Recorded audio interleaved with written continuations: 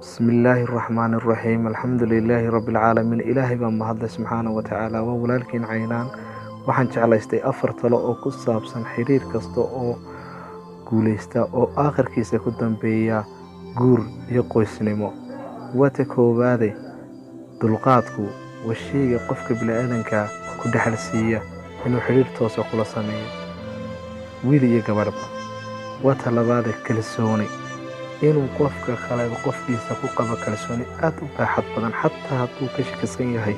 inuu qofkaas qof kale xiriir la leeyahay wata saddexaade samirka inuu qofka kale u samraa waxay dhaxalsiisaa inuu aakhirka guusha isagoo gacanta ku hantiyo midda ugu dambaysan jeclaan lahaa inaan ila wadaago waxa weeye raaligelin